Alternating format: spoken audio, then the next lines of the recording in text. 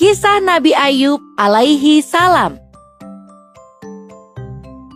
Nabi Ayub masih termasuk keturunan Nabi Ibrahim. Ia menikah dengan Rahmah yang masih keturunan Nabi Yusuf dan memiliki banyak anak. Nabi Ayub mengemban dakwah di tengah-tengah kaum Hauran dan Batsniah. Kehidupan Nabi Ayub bergelimang harta dan luar biasa banyaknya. Nabi Ayub dikenal sebagai orang yang santun dan dermawan. Ia banyak membangun masjid dan mengajarkan agama sesuai dengan perintah Allah.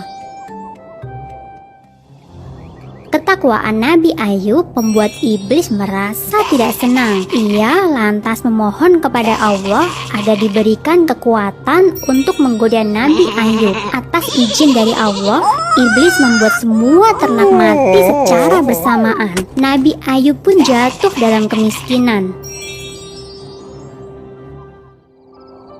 Meskipun telah jatuh dalam kemiskinan, ketakwaan Nabi Ayub tidak berkurang. Iblis pun kembali memohon kepada Allah.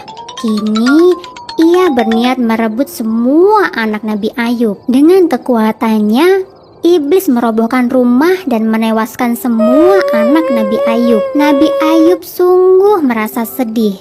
Namun, iman dan takwanya tidak berkurang. Iblis tak henti-hentinya memohon kepada Allah agar diizinkan mengganggu Nabi Ayub. Nabi Ayub telah jatuh miskin.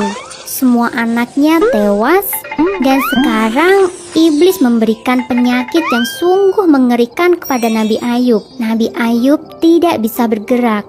Seluruh tubuhnya bernanah. Dengan kondisi ini, semua sanak saudaranya pergi menjauh. Hanya Rahmah, istrinya saja yang masih setia menjaga dan merawatnya.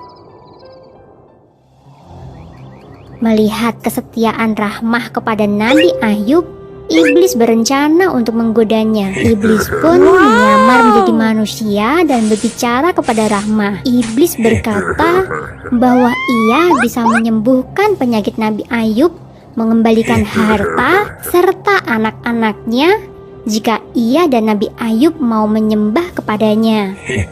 Wow!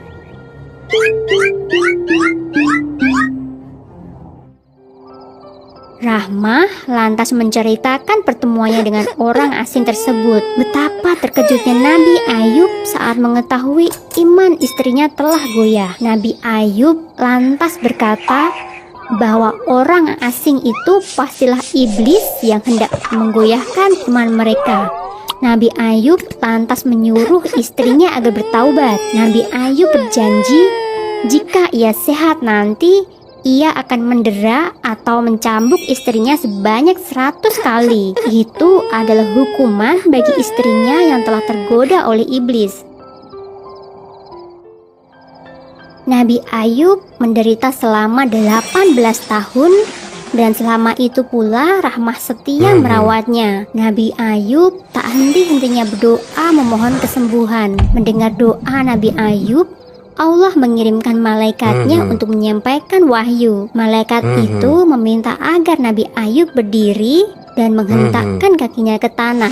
Secara ajaib, dari dalam tanah muncul air yang begitu jernih. Nabi Ayub lantas meminum air itu dan membasuh seluruh tubuhnya. Dengan izin Allah, seluruh penyakit Nabi Ayub langsung sembuh.